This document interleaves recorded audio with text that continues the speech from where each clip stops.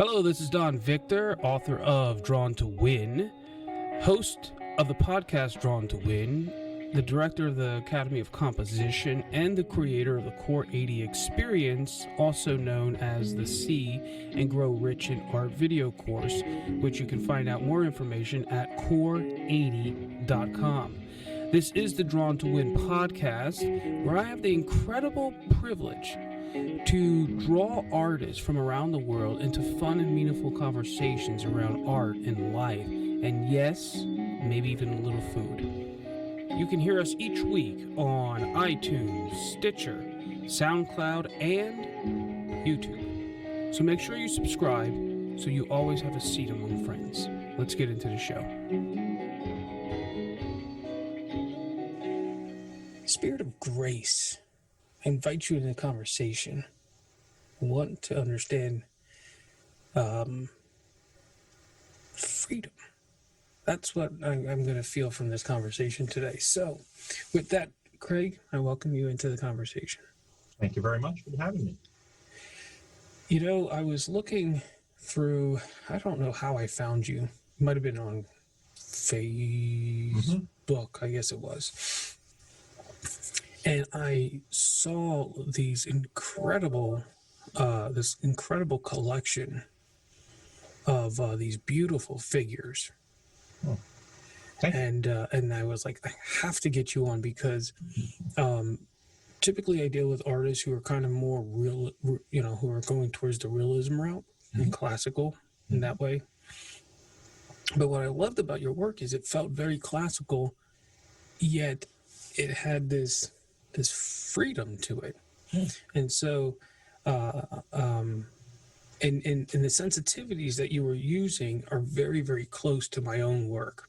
And so I was like, oh, I gotta have a conversation with you. So Greg, how would you describe your work?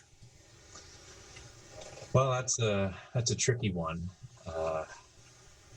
I think first off, I wanted to make a note. You talked about sort of a classically trained. I actually went to art school. I am actually classically trained, so I can do figurative work just as well as abstraction. But I decided early on that I really wanted to mine creativity. That the individual creativity that each artist has is so unique, and such a treasure trove that I really wanted to sort of dip into that. But my process is I learn along the lines new things from each picture that I make, whether it's a new technique or a new idea. And I always talk to artists about, taking these things that you learn and put them in your toolbox. That way, when you go to make a new picture, the bigger your toolbox, the more possibilities you have. So the idea of being a classically trained artist just means I have those tools as well. So I can use them or not use them. But as per my artwork, how it would be described, that's hard to say. I usually just point people to pictures, which is a lot easier to do nowadays with cell phones. I would definitely say more along the lines of the abstract, and more along the lines of experimentational with heavy color use and a big dose of art history and art knowledge sort of mixed in. Yeah, and I think that's where a lot of that classical feel comes from, is that when you look at it, you do feel you're connecting to a history of art, right? And just the overall sense of design sensitivity that you have. To me, that's the true classical inheritance, and where you're abandoning the subject matter in terms of the image or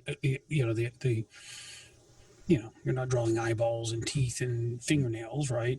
But what I love about it is that even though you're using shape, you feel the personalities of each individual. You feel that they're individuals You feel the presence of their figure, right? I mean, they're in my opinion, probably more alive than what you would typically see in a lot of artwork, and that's what grabbed me. It was just beautiful sense of design and so much personification in it, and just clear story and emotion. Imagine kind of walking down a street and it's nighttime and you hear commotion in an alley and you turn to look down the alley, and rather than seeing rats run out of a trash can and someone being mugged, when you turned, it was like almost like Candyland.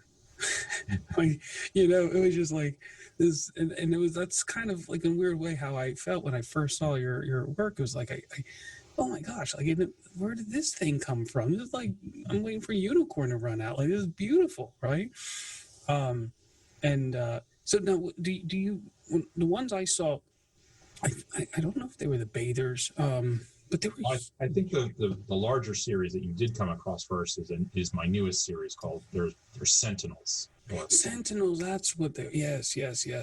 And what I find is I tend to find a theme that resonates with me, whether it's autobiographical, usually art historical in some nature, and then I explore that theme, repeating the same theme picture over picture, but each time reinventing the picture. It allows me a lot of freedom, having to come up with new themes for each picture.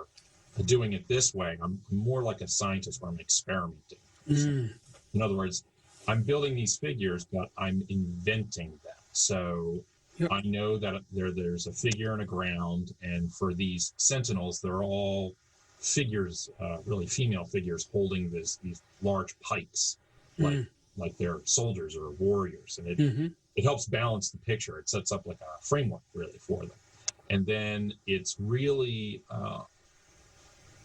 I don't know what it's going to look like. I sort of invent and draw and redraw. There's a lot of erasing. There's a lot of changing of the image until I find what I'm looking for. And that balance that you talked about, that I think that comes from years of practice and study. I'm a voracious reader of other artists and their monographs and how they work. So I'm influenced. My influences are extremely wide.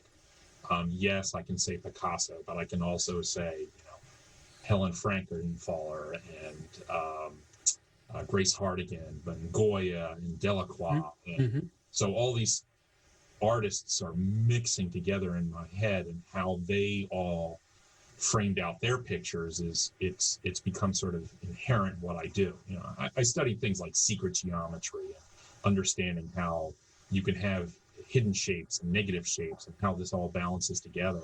What I've learned, a lot of it is that can pour out of you as an artist really subconsciously when you let it.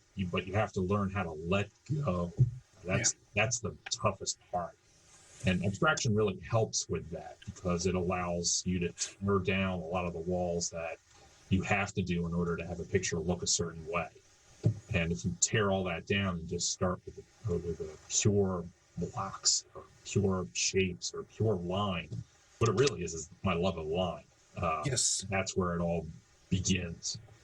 The idea of a curve as the feminine and the straight as the male, and the mixing of those two. Yeah, it's beautiful what can happen.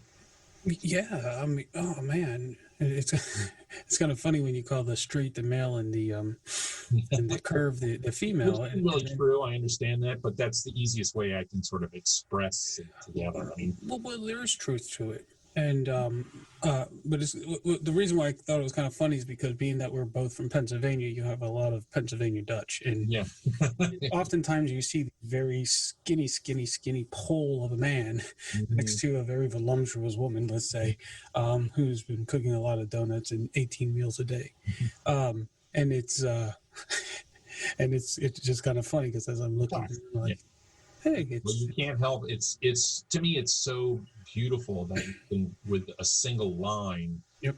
and not only express that, but you can express both within the same line. And Nice. what I'm also doing for those people who actually go to see my work, one of the other things I'm really fascinated with is not only my imagination, but forcing the viewer to use theirs. So a lot of the times when you're looking at my pictures, I don't make things very clear. What I mean by that is when you're looking at a shape, it's can be more than one thing. That's a lesson that Picasso, one of his lessons, was that a line can be both the shoulder of a woman and the elbow of a man at the same time. So making these shapes where it sort of shifts right in front of you, I really enjoy that because it forces the viewer to make decisions. Oh, well, if this is an arm, then this has to be a leg. But wait a minute, if that's not true, then it blows the whole figure apart for them. So that it forces people to really look at the work longer. That's something that I've always really loved, to be able to control the viewer. I love it, man. You've said a couple things that made me want to ask you this question.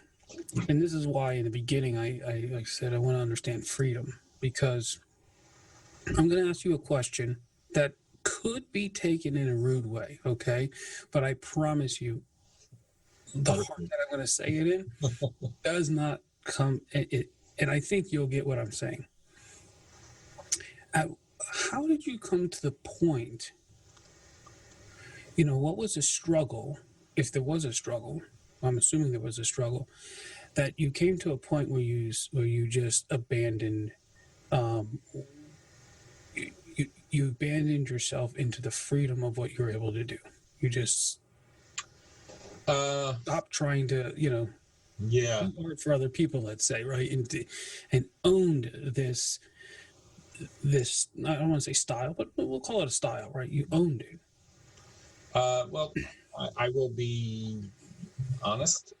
There really wasn't the typical struggle that you would think. I've been doing this for a long time. I decided I wanted to become an artist when I was 16. And when I was in my early 20s, I quickly learned that a lot of the conventional wisdom about art was just wrong. It just, I didn't believe it, what was being fed to me. Like one of the things I remember early on, there was always a discussion about style. Oh, you have to find a style and, stick with the style, blah, blah, blah. And what I realized was I kind of think that that's a bunch of baloney. I believe that everybody inherently has their own style. I don't think it's not, for me, it wasn't something that I had to shoot for, because the muscles in my hand are specific to me, and my hand makes specific marks, and those marks become what I make. That's really where the style comes out of, because I'm an individual and I'm different from everybody else. So things like that allowed me to put aside a lot of the traditional challenges that I think a lot of artists face. And what it also allowed me to do was to learn everything at an equal pace. So I was learning realism at the same time I was exploring abstraction. Oh, wow. And it all goes hand in hand. I mean, let's really be honest. A realistic painting is actually still an abstraction. It's an abstraction of reality. So when you look at things like that, it's just different levels of abstraction. Even photorealism is still not reality. It's still an abstraction of that reality. So when you really come to understand and believe that, then it's easy to be able to flip in and out between those two.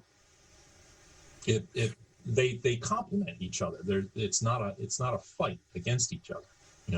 There was a couple of years, maybe about a decade back, where I was at a point where I was between series, and I decided to do a series of what ended up being rather impressionistic paintings of structures in the local park where I live. Okay. And what I was doing was consciously practicing sort of that realism and impressionism to bring those skill sets that I was learning back into abstraction later on, Mm-hmm. vice versa. So it to me, it's complementary. And that's what I really like about your, if we call them abstractions, right? Yeah. That when you look at them, you really do feel that sense of training behind there, and an incredible amount of intelligence. Well, thank you. Very flattering. It's very interesting because I have this theory that when we had this move of this, abstract expressivism or whatever, and I remember growing up and hearing all the time, "Oh, my 4-year-old can do that," and back then I would be like, of course, like most people would look at an abstraction and be like, what's inside there? And I think there was this renaissance towards this realism, because at the core, nobody ever wanted to hear that they didn't have the skill. They had the skills that a 6-year-old could do it, right? And so I saw the pendulum swing the other way, and I stood there. I'm like, this isn't right. Like we're missing something, right? Like, what is the abstract artist missing that the let's say the photorealistic artist is missing? And through my journey, I came to this point where it's like, it's design. That if you can design and compose really, really well, then you have this freedom where you can explore abstraction. You can explore abstraction and have incredible amounts of freedom and power in it, and still have this beautiful result, right? And the same thing with the photorealism, or that classical drawing. Like if you focus on that, the composition of it, I think it was Frank Frazzetti who said, really his paintings, even though they had this realism feel to it, in fantasy art, but he said they're really just abstraction. I mean, his compositions are just abstract paintings, right? And so I think that when I'm looking at your work, just the simplicity of it, and yet inside of it, that's where the power is, and it's just very, very. Your eye is very, very good at capturing these spaces, these movements, these juxtapositions, and then when you see them all together, it's just overwhelmingly powerful in a very beautiful way. So I have to read that. I'm in Pennsylvania. I have to come see these things. I want to stand in the presence of these sentinels. Well, I will tell you that something that you said that is, my 4-year-old can do that. Well, first of all, your 4-year-old did not do that, and it would be a big thing. But what I think, for me, the greatest challenge that the arts is really kind of going through now, and this is something I've repeated quite often, is it all comes down to arts education. And for me, I believe that we're probably within at least the 3rd generation where the arts aren't taught correctly, if at all, to the vast majority of people out there. Yep. So when you get people that say that, it looks like a 4-year-old did that, what I'm hearing is an ignorance of arts education, of understanding it. When I look at an abstract work that is of merit, you can read it like a book, and it's got a lot more to say than just splash colors here or there. There's actual context, there's meaning, but you have to be trained and actually sit and look at these pictures for a long time. And so the idea that one of the things that I rejected early on, going back to that theme, is the idea of listening to the masses about the direction my work should take, I ignore most of that. What I've learned is that I have a few people that I do talk with, but mostly I consider myself a self-taught artist, because somebody can teach you how to hold a pencil, but it's really up to you as an artist to be able to understand truly how a pencil really works. And so the idea, when you talk about abstract expressionism, I understand what you're talking about that pendulum swinging. I think abstract expressionism I do see it as making a comeback within the last 20 years, but I also see a large number of artists also making abstract expressionist work, and they really don't know what they're doing. The work is not as strong as the first generation because there's not that heavy conceptualization behind it. It makes me think of David Hockney once did a fantastic print that sums this all up, and it was called Another Pointless Abstraction. And his picture was intelligent because it was referencing these pointless abstractions, when abstraction can actually have a point. So it depends on which sort of generation or which direction you go. One other thing that I would also tap into is the way I think, talking about a pendulum swinging, to me, that really talks about the history of art as isms. It goes from one ism to another. But I think within the last 30 years, the reason I don't really see a new ism is I don't think art history can be plotted on a timeline anymore. There are too many people and too many ways of making art that's acceptable nowadays. So I don't see art history as linear anymore. I see it almost like a cube, and it's these dots within the cube of different types of isms to sit within that. So an artist no longer has to take a linear journey through it. They can sort of pick and choose to find and discover their own sort of path through it. I kind of think that the days of isms are dead. Well, we'll see. I'll throw an ism out there. I'll call it the selfie-ism. Yeah, but that doesn't really change the needle of the progression that arts has always pushed new learnings and new meanings. And I think there's what's popular now, and there's what sells now. But the idea that art is so focused that it can push the medium into something that's never been seen before, I'm having a hard time seeing that anymore. Interesting. Now I have a challenge to create my own ism. Fine, prove me wrong. It's interesting. I'm kind of curious. I do not know the answer to this, but are isms things that the generation that comes after it calls that thing which came before it, or is it actually something formed in the present? It's usually formed within the present.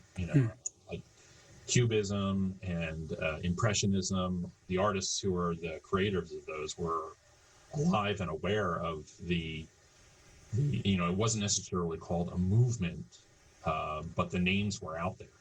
Interesting. Cool. Very nice.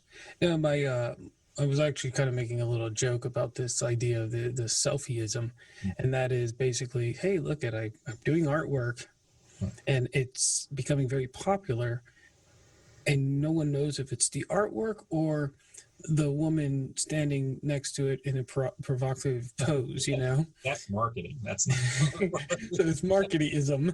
That's all just PR and marketing. That's the art gets lost in all that, unfortunately. It's if you really want your pictures to be seen, make a diptych with what it is you ate for lunch, and then more people will see it. But that doesn't necessarily, more eyeballs on it doesn't make the picture any better or make it last any longer. Well, in that note, I agree with you 100%. Interesting. You're from Pennsylvania. Have you always been from Pennsylvania? Yeah, I grew up right outside of Philadelphia. Nice. A place called Morrisville. Morrisville. Where did you study then? I went to school right here in town, the University of the Arts, Oh, okay. and did that years ago. Too long now. And then when I got out of school, I ended up working for a large number of both for-profit and non-profit arts organizations and galleries. Had the privilege of being the studio assistant for a very well-known artist by the name of Sam Maitin. Did that for years, learned quite a bit. And I've got a very, very odd career trajectory. I'm currently now the executive director for an arts center called Allen's Lane Arts Center in Mount Airy, which is in Philadelphia. That's beautiful, man. And how long have you been there? I've been here for 12 years. 12 years. Yeah, so I have the opportunity to I've got 2 art galleries. So I've curated close to 100 shows here. Wow. Got a theater upstairs. We put on 5 plays a year. Dance studio, art studios, summer art camp for kids, ceramics, wonderful ceramic studio, and even a sculpture class for blind and visually impaired artists. Yeah, I saw that. It's awesome. It's interesting. I used to teach at a school in Westchester for the arts, and in my one graphic design class, it was very strange that in the top 3, maybe top 5 students in terms of work ethic, 2 of them, one was basically blind, and she was the graphic designer, and the other one had a little a deformed hand, right? And so for him to use the computer, it was kind of like he had to cross his hands but it was tremendous because the quality of their work was really, really high, and their work ethic was insane, and they were just absolutely inspirational people just watching them work. Watching this class that I have over the years, one of the things I've learned is the general public's expectation of people with any sort of disabilities is the bar sits so low that it's really sort of criminal. And this particular class that we have, what makes the difference is it's not what most people think. A lot of people automatically think it's like an art therapy class, and it's not. These people are blind. They know it. They know that making a piece of pottery is not going to change that. But what we do is we design the class as a sculpture class for artists who happen to be blind. And by doing it this way, we've learned new techniques and ways of teaching them to help them bring out their inner vision. That's amazing. Yeah. Phenomenal. I personally can't even begin to fathom how you do that. You just come and volunteer once with our class, and we'll get you going. Oh, well, maybe I will. When I read that, it made me think of the Lionel Richie song, hello. Blind girls making a sculpture of him. And then it makes me also think of who was it? Mozart? Was it Mozart that was deaf? Yep. Right. Beethoven. Beethoven, that's right. And so to me, that makes a little more sense because you can at least feel the vibration, right? But I'm not really sure how you see, but I guess that comes down to just using your other senses and becoming aware of that data. In this class, as they're making work, they're talking to each other, and then they say, well, take a look at my piece. So they'll all feel each other's work.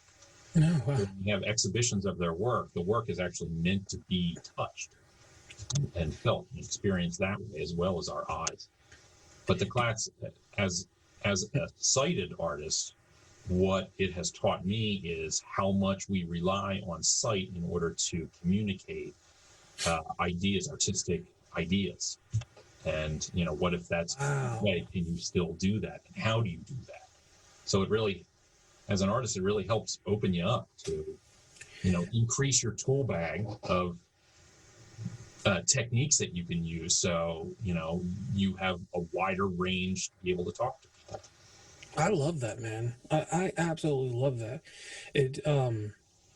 In a weird way, you're a visual artist, and yet you're being released of having the constraint of making something, quote, visual, right?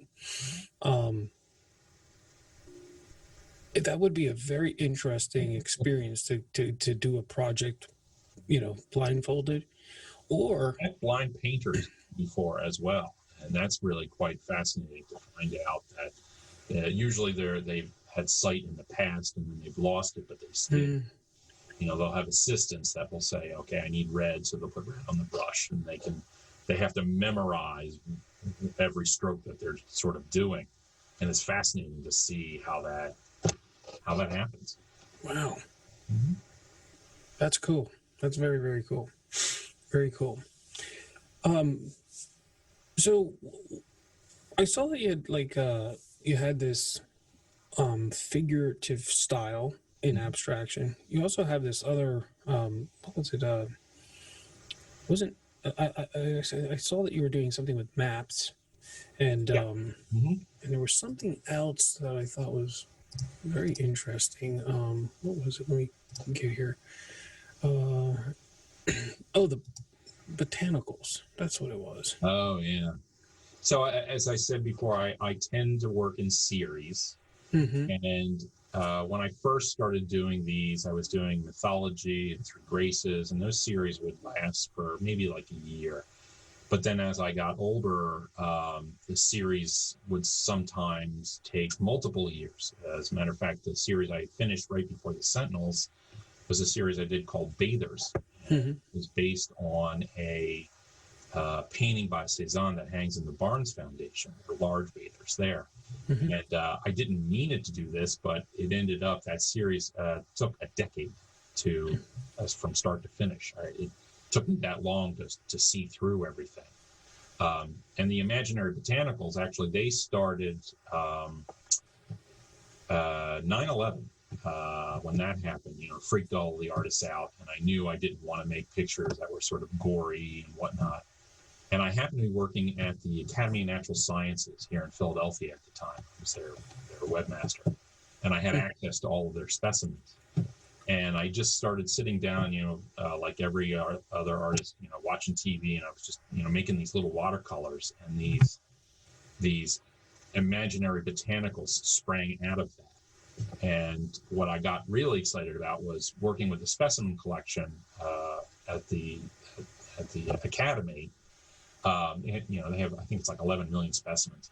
One of the things I learned was something about type specimens. So say you find a blue jay in the field and it's the first one ever found, that becomes the type specimen that all the other blue jays get compared against.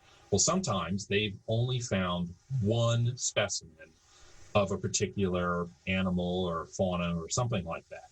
And I thought, how fascinating that you can have these unique specimens. So that's why I started to make these imaginary botanicals. That's the only way I could run it. Then that morphed later, because what you're not seeing is there's actually, I hide a lot of stuff in my artwork.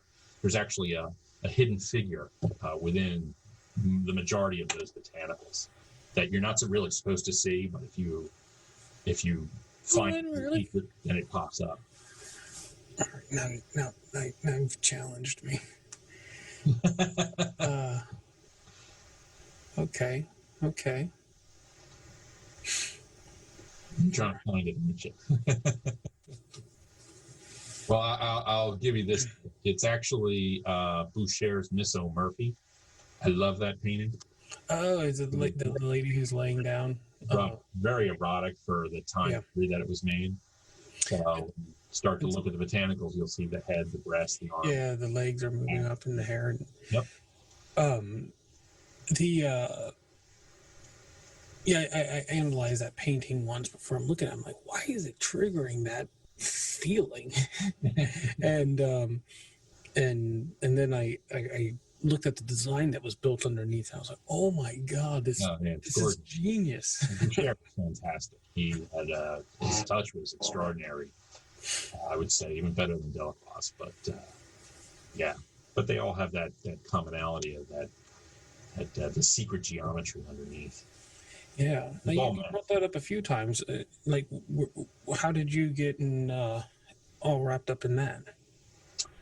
What, into that painting or The secret geometry and I had some really fantastic teachers that sort of clued me into that when I was, trying to learn about, you start at the beginning with the old masters and Michelangelo and Da Vinci.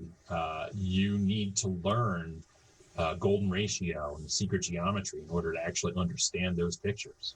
It's no coincidence that the finger of Mary Magdalene cuts across the top of the face of Christ and then swoops back down around. It's old masters were called that because they learned how to manipulate the viewer, what to look at first, what to look at next. And that's all done through geometry. And by doing that, then you can dictate what the storyline is within the picture. So it's not just a picture of the Pietà, but it's how your eye moves through it dictates the storyline. And then smart artists understanding how to use that geometry, you can use that same thing within pure abstraction as well. Absolutely. You can learn how to manipulate the viewer, and by doing so, then guide them through the storyline of the picture. Beautifully said, man. Beautifully said. Beautiful. I'm just gonna record that little clip. And like, that's awesome. Abstraction nowadays has such a bad rap because people they immediately think either it's like, oh, a child could do it, or then they read to, oh, it's Picasso. And honestly, if you are doing an abstract figurative work like I am, you have to go through Picasso to begin with. And Picasso went through the Africans, and like, and if you're playing with the geometry, then it's all there to begin with, and so you're just putting your time more into the essence and the story and that part of the art making versus the outward details of eyeballs and teeth and fingernails. But you have to understand, if you understand those artists that came before you, truly study them and absorb the teachings that they have, I do believe that you become a stronger artist. I mean, the true greatness of an artist is the shadow they cast on future generations. And what I see is there are a lot of artists that are even very popular today, but I don't think that they really cast big shadows. Yeah. There's not going to be a lot of artists that will see that and say, ooh, I can take up that mantle and move it forward. It's very select and very few, but those that do it are gigantic. I agree 100%. And if you're not building for legacy, we're trying to figure out how, at least that's the way my mind works. I know some people don't work that way, but at my academy, it's like one of the things we focus on is building an intergenerational method, right? Like leaving a mark in our life that resonates generations from now. Like it used to be when I was younger, I was like, oh, we're going to be global. But nowadays, if you breathe, you're global, right? Like, technically with the coronavirus and everything. But how do you do something that resonates through time and to be deliberate and intentional about it? And I think the only way you do that is go study your history and find out what's been resonating for the last 5,000 years or more. You know that, and you need to know your craft well. And your craft, yep. I had a interesting story. I used to have a roommate in college that was a furniture maker, and he once told me something that's always stuck with me. I asked him about how does he judge a good piece of furniture, and his answer was, well, the first thing you do is you have to wait 100 years before you can actually judge it. Two reasons for that. Number one, it has to last 100 years, right? So the quality of the structure needs to be able to hold up. And number two, it has to be loved for 100 years. It has to go through those generations that people see the value of it and they take care of it. It doesn't just end up in the trash heap. And I always thought about that. That's very fascinating because I think when I look at artwork, one of the things that I talk to my artist friends about is, both of those things. Will this picture be around in 100 years? And a lot of people just sort of dismiss, I'm not concerned about that, and that's their right that they can do that. But I'm always thinking about, those are the sort of the basic criteria. Is if you want to make the artwork that lasts, it has to be made well and it has to be loved well for 100 years. Yeah. It's just such an interesting parallel. I thought worked really well for the visual arts as well. And that's where I advise a lot of artists to be very careful that they don't get too much into like symbolism in their work, because symbolism requires a knowledge base of what those symbols mean, and that doesn't carry emotionally unless you're dealing with audiences that you're trying to talk to. What was that? I think it depends on the audiences that you're trying to express. There are certain artists that have very small audiences, and they're fine with that. It really depends on how big of an audience you are actually trying to attract. So I know for myself, what this has led me to do is, like, say with these figures, I don't use really sort of facial expressions or skin tones or things like that, because I want these to be sort of universal. Anybody could imagine themselves as these figures, so it drops a lot of that. So I'm trying to include as many people in my audience as possible. I know that there's people that will see it and they'll say, it's just a bunch of squiggles, and that's, for them, that's fine. That's great. That's what audience. And there's people who know me, and they know maybe I hide things in the org, so they'll kind of look for, they'll take it to the next level. And people who know art's history, that's a third group of people. But, it's not every artist needs to try and hit all of these different groups, I guess I want to say. Audience has become a really interesting thing nowadays for artists, now that everybody has a global reach right in their pocket. Yeah, and we have this medium. Before I say that, what I like about your work is it's very cosmopolitan in that by removing all of those things, then you focus on the line, right? And that the line, it doesn't matter. Well,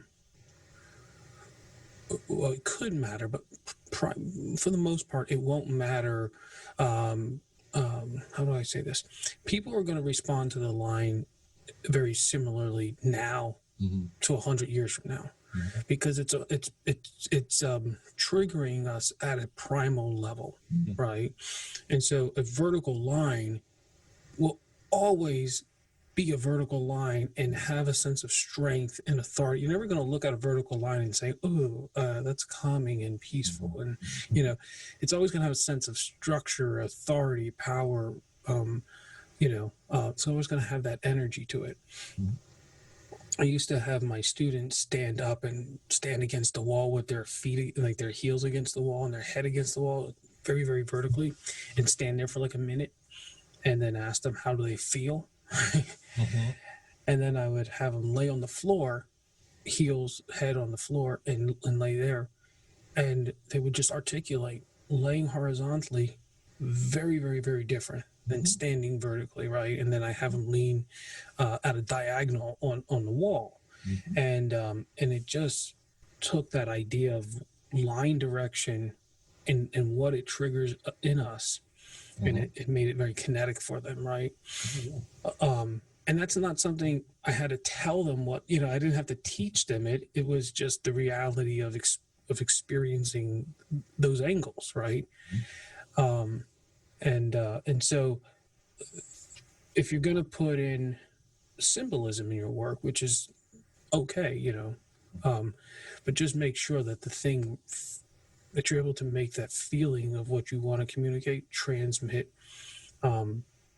beyond the symbol, so that if somebody doesn't get the symbolism, they still are are being impressed by what's being broadcast from the image itself. If that makes any sense. It makes, yeah, no, it's a universal. I mean, that's what Yes. I'm drawn to, the artwork that can ask the bigger questions of who we are and why we're here, what it means to be human. Yep. You know, it can be done both ways. Oops. That was loud. Modern technology. With the modern technology, I wanted to make comment on that, which was artists today, if they record themselves while they're making their work, Mm-hmm. and they have this ability to kind of be their own media company, right? Mm-hmm. That becomes an asset that we've never really had available before, Mm-hmm. right? And so now, if there's symbolism or meaning or just the intention behind the work and how you're creating the work and why you're creating the work, now we have that documentation Mm-hmm. with the work. And so in the future, people don't have to now assume or invent, what's behind this work, whatever. They actually have the footage, right? Mm-hmm. And so for the artists who are listening to this, it may be wise to kind of make that part of your practice. Yeah, I mean, I'm giggling because I think a lot of art history, as I get older, I'm realizing that it gets shaped by the laziness of the masses. So, and I'll tell you what I mean by that. I'm not trying to, the idea of that artists like, say, Van Gogh, for instance, when you look at Van Gogh, you could say the same thing. Wouldn't it be great if somebody was, able to film him so we could actually see what his creation process is and what he was thinking, whatnot? Well, he told us what he was thinking, and you can't be lazy. You got to read the letters, right? Yep, exactly. So we live in a video generation that if you got to read it, like you've already cut out half the people who don't want to bother to read. And I think art history tends to unfortunately be affected by this. I will be the first one to say that there are definitely not enough women highlighted in art history. But at the same time, I think there are a lot of women that were part of art history that you got to go out and find them. You got to learn about people like this to really increase your true understanding of true art history. I don't know if I'm making sense there, but no, you are. That's a tough one because obviously the society's kind of the way they were created. The men were out front on those things. Not that there weren't women artists, obviously, but it wasn't like, hey, we're going to find 300 men and 300 women, right? Right. It's not like they were equally, but art history hasn't been talking about them, Yeah. But nowadays... It's failed in that regard, and I understand that. But I also think that there are so many, say, female artists that really should be more popular, more well-known, and that's just because of pop culture. I mean, they really... They're fantastic. They're what they've added to the knowledge and art history is just immense. I think it's just short-sighted to just always think about being spoon-fed pop culture. That's just a personal thing of mine. Yeah, right. But we do live in this beautiful time where women, they've always had incredible things to say, but they just didn't have the microphone to say it through, or even the permission a lot of times to go to the microphone. But I think we can now start to correct a lot of that. Well, yeah, exactly. I wouldn't even say we're starting to correct it. I would say we're in it, and if you don't take advantage of it, then you're bringing the curse onto yourself. Nobody else is putting it on you, right? So, if you want an education, it's available. If you want to broadcast your message, it's available. If you want to be great, do the work. It's available, and nobody is stopping you or would expect for you not to do that, or at least within, let's say American culture. It might be different in other places in the world, but so for me, when you were talking about this sort of symbols that are lost or hard to decipher, the connection there is I think an artist's job is to investigate those symbols, because an artist is a different type of a viewer than the general public. And I think I see an artist's job to not only find those hidden artists, but to also find those hidden symbols. Sometimes artists will put things in, even symbols, that get lost for generations or get hidden. And I love the one that they realized a couple of years back about Michelangelo's the birth of Adam. And, the brain. The God cloud on the right hand side is actually the shape of a brain. Yeah. And that's that wasn't an accident. That was on purpose, and that he was hiding those things. So I think really good artwork has things that get revealed to people over time. I think that's one of the joys of making artwork, is being able to put in these layers that you peel like an onion, and it requires time to do it. Yeah. Unfortunately, in this day and age, that with the video and whatnot, everything needs to be instant, and that's I think we're missing a lot of stuff. But we have this beautiful reset right now, in a way. We'll see who takes advantage of it when we're out of it. But I think people need to become very aware that slowing down crafting things, putting that time into it. I mean, I'm amazed by right now that you're stuck inside now. We're over 2 weeks now, right? We're probably looking at 30 days, 60. Well, I would think probably closer to 60 days by the time we're done. But when was the last time you were forced in one place, spend 60 days with your family, Well, I'm expecting that there'll be a lot of, with the corona, that there'll be a lot of curated corona shows in a year now. Yeah, I'm sure, And then, generation C19, 20 years from now will buy that work. But with that, you think about, man, the whole entire world was shut down because of this little invisible bug, And luckily we have the internet to still connect with each other, to do business, but the truth is another little invisible bug could wipe out the entire internet, right? Now where are you? Right. And so, like you were saying about people not wanting to read, these are the things, like, put a love of reading in your children, because it's very possible that in your children or your grandchildren's generation, the technology will get wiped out.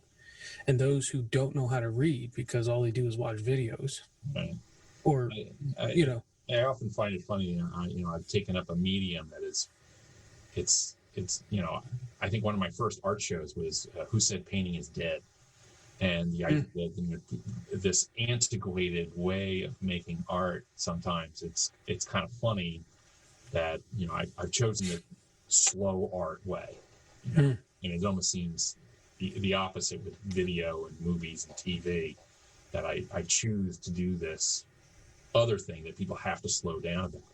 And it's strange that when you are experiencing it in a slower way, that's not common either. Crazy little side story. I remember years back, I was sitting in the museum, and I was at the Philly Museum. I sat down in the room that had all the Jasper Johns work. And I was sitting there really sort of studying some new work. And I was there for maybe about 15 minutes.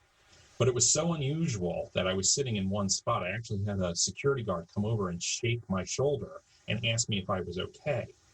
And I said, well, what do you mean? He says, nobody sits anymore. And, I wanted to make sure that you weren't stroking out or something strange like that. And I just thought how unusual that is, especially here in America. It's like, you see the picture and you move on to the next one, but you don't really are given time to absorb it anymore. Yeah. I feel you, man. I feel you on that. I'll once in a while take people to a museum, and I call it my plexiglass tour, where I grab a dry eraser marker and a plexiglass, and we'll go and we'll sit 30, 40 minutes in front of one image, Mm-hmm.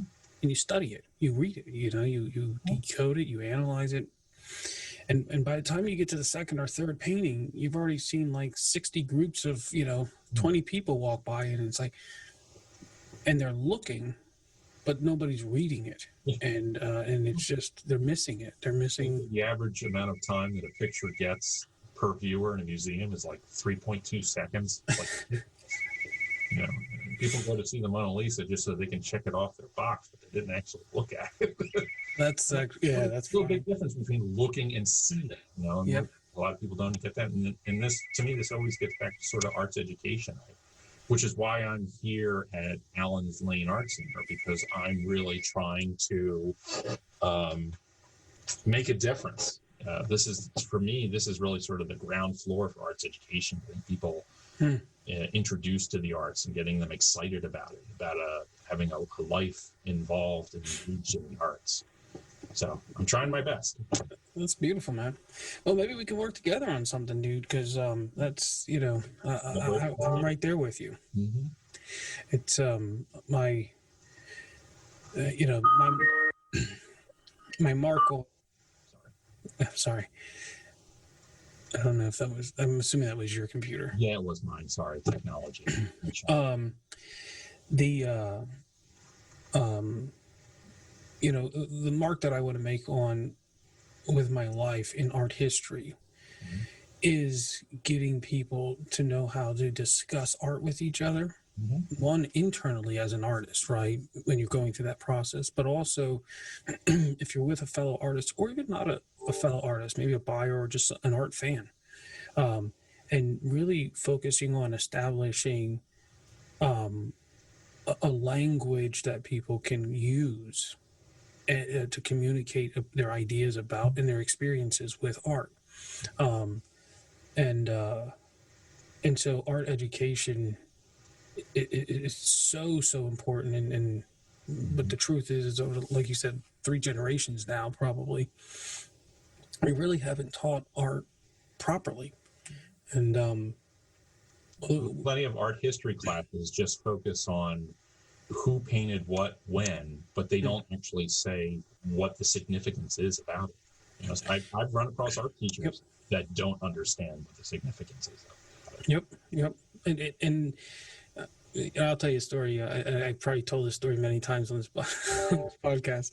I was at an art museum, and this guy, he was telling this group of little white hair, ladies, about this painting, right? And how this painting had this box, and he was going off on the political, social, economic time and this and that. Like, he was talking about all this stuff and trying to associate it to the representation of this box, that this box was symbolizing this and that and whatever.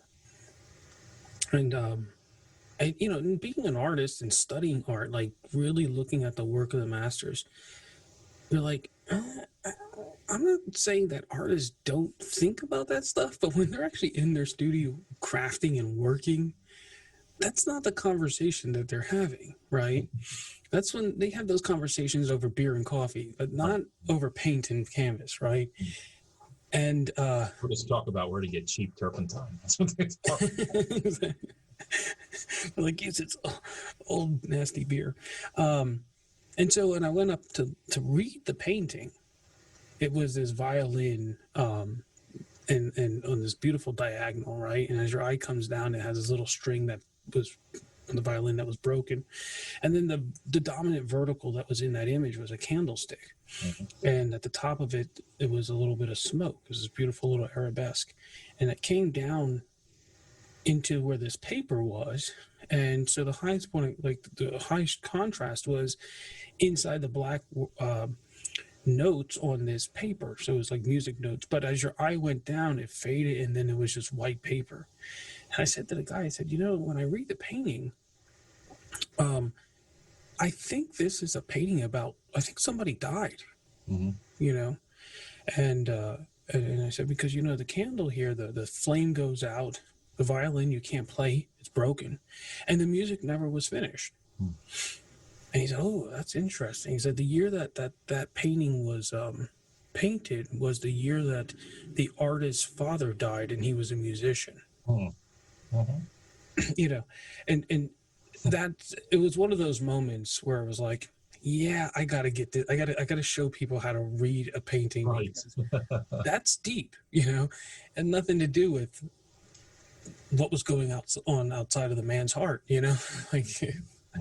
So I love that you're you're taking that up, and you're trying to help educate people on how to experience art. Try it, we can. So what kind of programs do you guys offer there? Well, we have the 4 core programs: the theater, classes, the 2 galleries, and then a summer art camp for kids. So we host about 120 kids over the summer. Oh, really? Yeah. That's nice. Little hidden gems of Philadelphia. And you guys started when? Last week? Last week, yeah. So 12 years ago, it was right before the last recession. So not a fun time to start, but we managed through it. Not running a little nonprofit can be quite the challenge sometimes, especially with limited staff. Yeah. And you started there 12 years ago, but the Allen's Lane Center. 1953. 1953. Yeah, so wow. This is the 66th season. Yeah. 66th season. I like that you call it a season instead of a year. Well, it really does. It's because the beginning after summer in September for the vast majority of nonprofit or art cultural centers in Philadelphia, that's when our season starts, when everybody's back and they start school, and that's when they start thinking about doing gallery shows, theater performances, and taking classes. So that's gotcha. Really part of our season. Well, I was born at the end of September, so I'm going to say that I'm 43 seasons old now. Right. I've been around for 43 seasons. Actually, I heard somebody say they were quantifying their life, and they said, wow, I have maybe 50 summers left. And when you think about it that way, it's like, what are you going to do?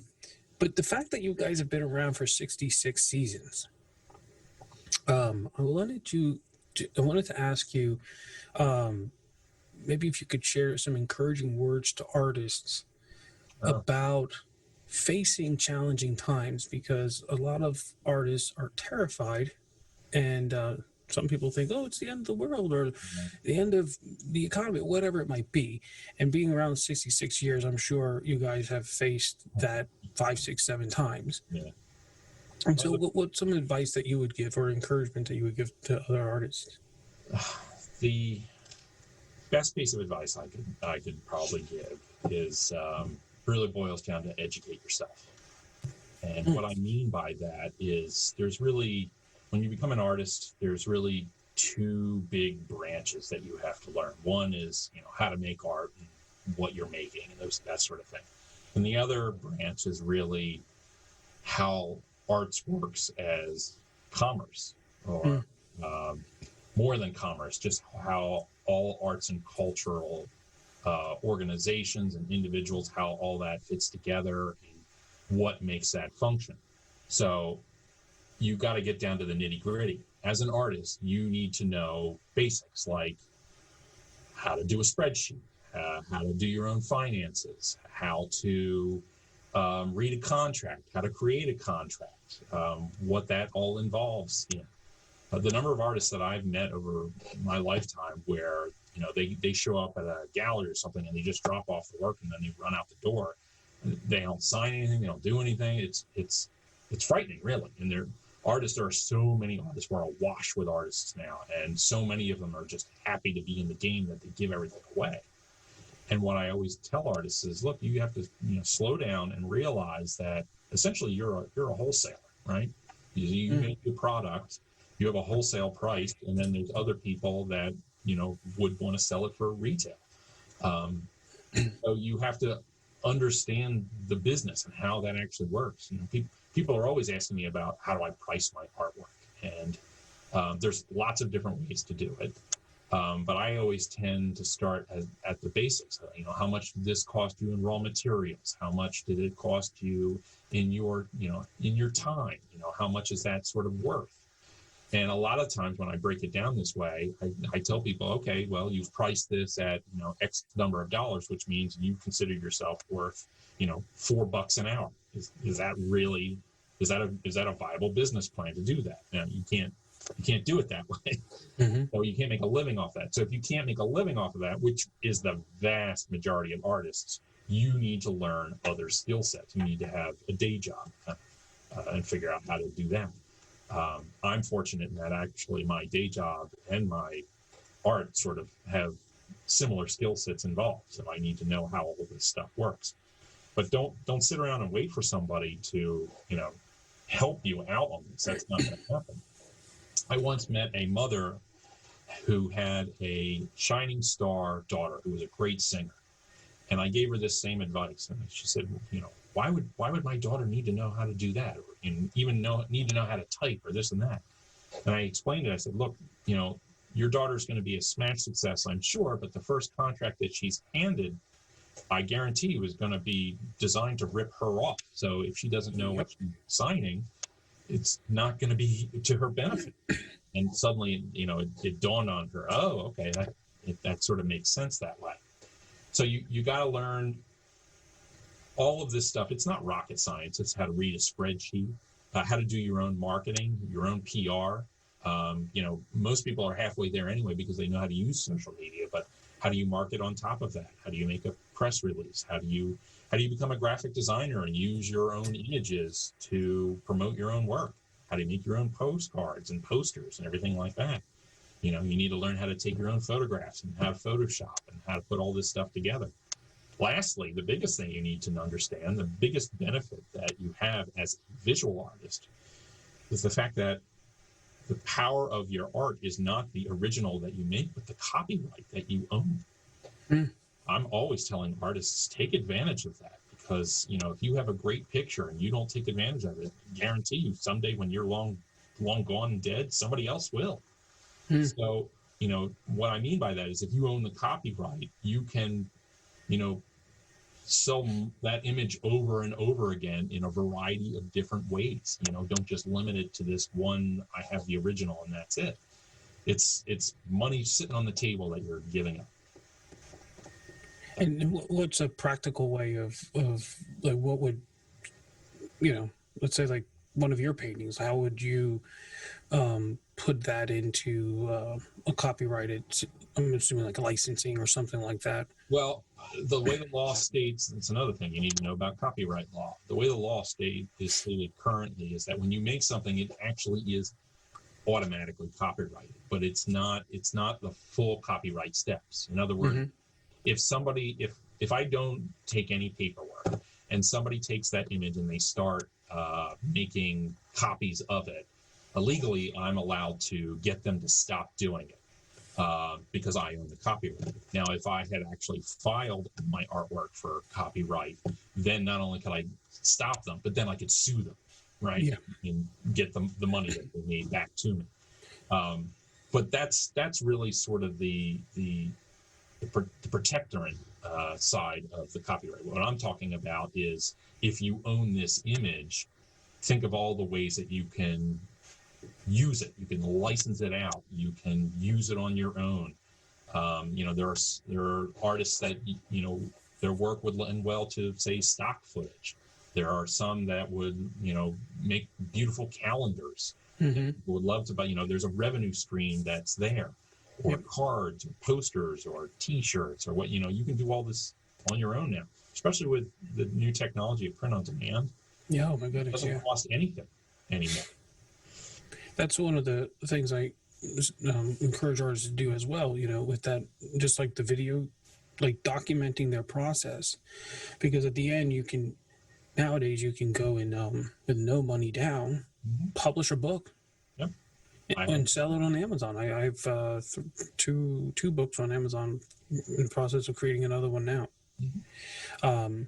They give you the ISP, it takes a little time to know how to, to get in there and figure that out. But but then you can go directly to the consumer and bypass the publishing companies and stuff like that. But but having all of that, that photos and documentation, you can put that into your quote unquote coffee book around your collection, and we've moved on from the slide generation to the digital generation. Mm-hmm. That nobody does slides anymore, thank God. The big part is that not only are we now in the digital age, but we are in an age where the device in most people's pockets is great enough to document what it is you make and reproduce it perfectly. The megabytes, the pixel rate is so high that you don't have to worry about it anymore. So anybody can now make a perfect documentation of all their work and catalog. Just taking a note here. Over ours. That's this is good information, man. Very, very good information. Just since we're talking about copyright, I'm probably wrong in saying this, but I'm going to say it anyways. And you, when I say you, I don't mean you, Craig. But those who are listening can go verify this. But I believe to copyright, I've done it a few times in the past, and there's a website you can go. The government website, you can upload your files. I think it's like $16 or something like that. 25 or something. That was last. But I think it depends on what it is you're copying, because I think you can do batches or individuals. Yep. Or are you copywriting the website and everything on it? So there's. And so the point is that it's not thousands and thousands of dollars. It's something that is a reasonable fee that you can incorporate into your business practice and just make it something that you do when you create an image. I've been painting now for over 30 years. I don't need to copyright. Not everything I make is worth copywriting. I think it was de Kooning who said, an artist is lucky if they have 2 or 3 good ideas in their lifetime. I probably have, the paintings that are worth it at that number. I feel you. Yes, I would agree. I feel you. But one of the things about it is when you take on certain disciplines, even if it doesn't give you, a tangible value, just knowing that you're going through it, for example, like reading a contract or becoming conscious of what are the parts of a contract, right? Just by going through those practices, it changes the way you talk about your art or talk about your business, right? I mean, even just the idea that a lot of artists have a hard time realizing that they actually have a business, right? And so, why did you create your artwork, And so depending on what your goal is and are you actually achieving that goal, then what's the value that you're actually bringing? And that goes beyond just the cost of the materials, right? Like, so what is the value that you're bringing to another person? All kinds of things. And so I think this might be one of the first times we've ever talked about legal marketing aspects of it. And I really appreciate that you brought that up. And I hope the people listening to this podcast receive that and the value in it. And so I thank you for that. Let me ask you, as an artist, what is your next series that you're looking forward to developing? Well, I only just begun this current series, Sentinels, really in earnest in around January. I produce really quickly. It just flows out of me like water. And so I know I'm not anywhere near done. I've got a big stack of empty papers. So I've made those large drawings that you saw. I've got about 30 of them done. And I know I probably have another 100 to go. Aside from that, I also push the medium in other, I push the series in different mediums. So I have printmaking.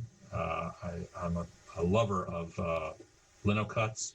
I've really been diving into that very well, especially doing reduction cuts. And I also do sculpture. Okay. What kind of sculpture do you do? Quite a few on both my website and my Instagram, which is Stover_studio. For the last, maybe 15, 20 years, I've been doing these sculptures using aluminum flashing. I actually cut the flashing into shapes. It's all one piece, and then bend the whole thing into what it is I want. I'm not really making a sculpture so much as I like Matisse's drawing with scissors. That's kind of what I'm doing. So I'm, nice. Making these shapes, and then I have an idea that I want to make a figure or a gazelle or a dog or something like that. But they're very abstracted. And then what I continued these, and sometimes painting them, sometimes leaving them raw. What I really like about them is the way that I've bent them into shapes is they're different, completely different from every angle that you look at it. And I like that. There's no solidness to them, but it's an implied solidness, which I really like. So I'll be doing probably more of those, and not sure what I would do after Sentinels. I probably have a couple of years before I figure that one out. It sort of glides. One series often leads to the next, the same way that one picture leads to the next picture. There's always a reference in all of my pictures to the picture that came before it. Interesting. Well, let me ask you the most important question I've asked you all day. Mm-hmm. I'm actually... I think I know what's coming. You think so? Yep. So, Mr. Craig, what do you like to eat? I am a carnivore. Both land and sea. Yeah, my family and I, we go up to Maine every year for summer vacation. We have a beautiful place right outside of Acadia that we stay at. And so I'm a big fan of lobster and surf and turf. So that's probably my ideal dinner would be a surf and turf meal. Oh. Mm-hmm. Maybe with a little risotto. Nice. I knew you were going to say this, obviously, but my fear of you saying it is now my stomach is growling, and I don't want to cook it.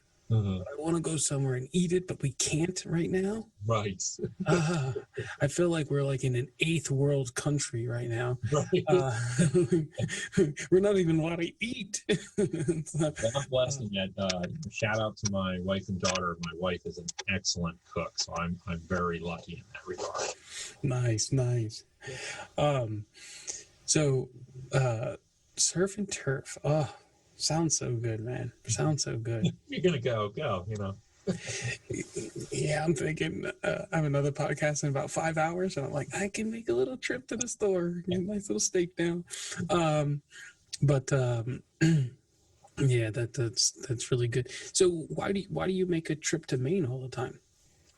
A buddy of mine brought us up there maybe 20 some years ago. Place, and we fell in love with it.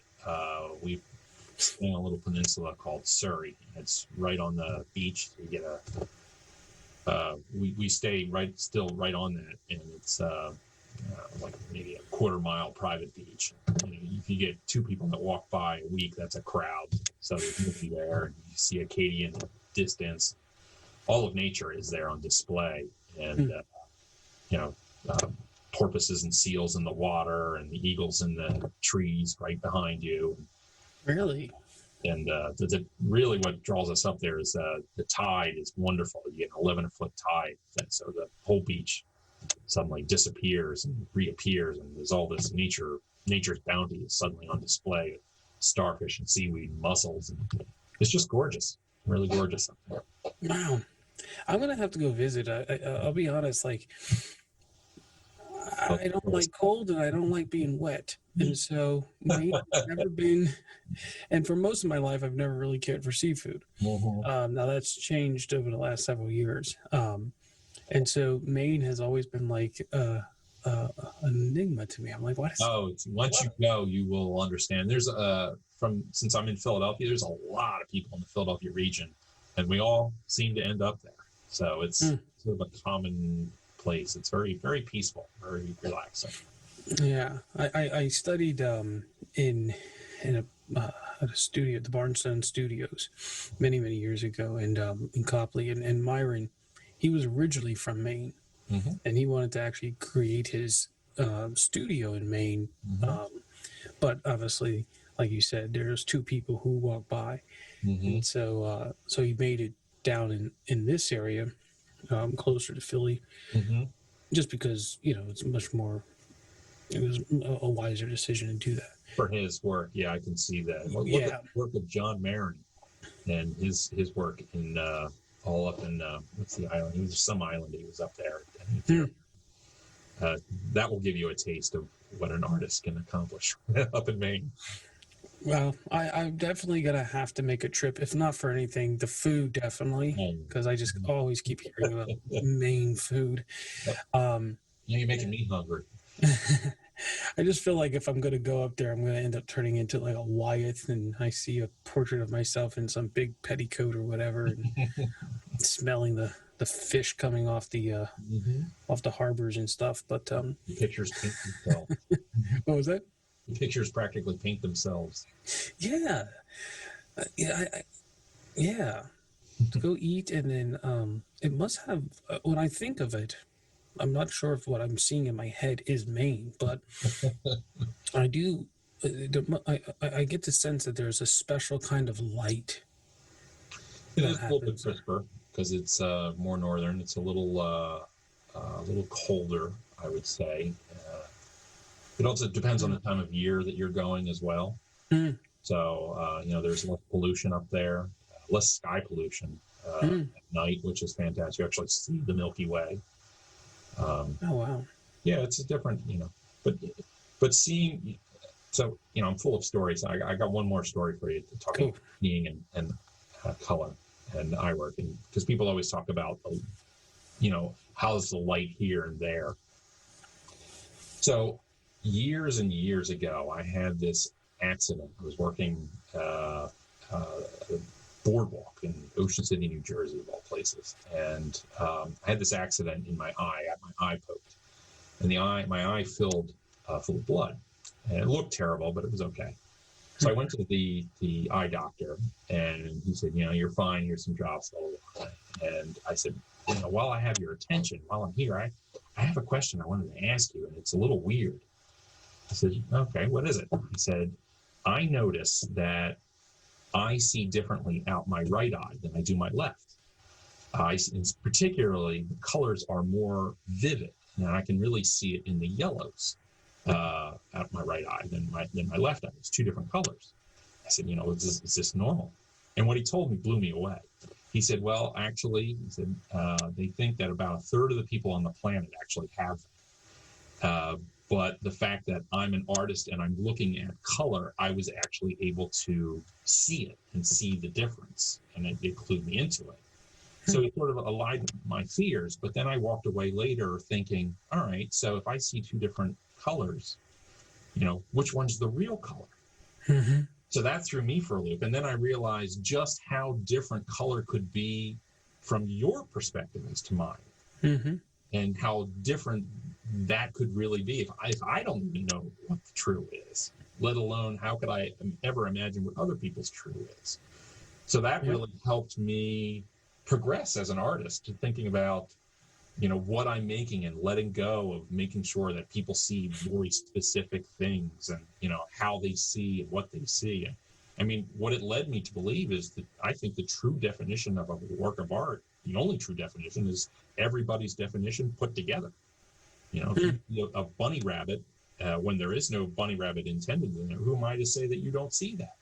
So that, to me, that becomes part of the work. And that's that freedom that we were talking about earlier, that's where that really comes from. That sort of understanding that I can make and allow for freedoms both for myself and for the viewer. Long-winded story, but I thought it was worth it. No, I love that story. Yeah, my dad's colorblind, and so like we're all green to him. Yep. So he lives in a world of Martians. Mm-hmm. Right. And it's still, it's like, huh? What's kind of funny is if you look at his photography versus my mom is like, she captures these gorgeous sets of colors, right? Mm-hmm. But my father, but her compositions are whack. And, but my dad, it's like, the colors, but he captures these beautiful, compositions of shape and space and stuff. And it's like, wow, this is very, very cool. But I agree with you. I heard someone say something once. They were trying to explain this concept of what they call the tesseract. I think it's called the tesseract. And they said if you have like a three-dimensional object and you put a light onto it, right? Mm-hmm. It casts a shadow, but the shadow is it's two-dimensional. Right? It's not a three-dimensional shadow, it's a two-dimensional shadow. And so the idea of the tesseract is that everything that we see that is three-dimensional is a three-dimensional shadow of a four-dimensional thing. Mm-hmm. And so this outside source where light projects, and then it's like, oh, there's a tree, but what really is the tree? Right. Mm-hmm. And when you go into that space, like you're saying, now you're starting to tap into a very, very deep core that explodes your creativity in a very intelligent way, and you can tap into some very profound ideas. And I think, obviously that's a huge thing Picasso was trying to tap into, right? How do you experience this three-dimensional thing at one time from so many different perspectives, right? Mm-hmm. It's actually, all that idea that common core and abstraction about things can be multiple things. That really all comes back to I think the origin of that is all like those Chinese scrolls from like the 6th century, where you would have this landscape, and then populated on the landscape was the same figure going through their journey. It's sort of the same thing. We're all on this journey, but there's you can be a figure within the same journey multiple places and multiple times. It gets mixed up with the memory, and it's all good stuff. Yeah, it is, and that makes it fun, man. It makes it fun. Well, Craig, it was awesome talking with you.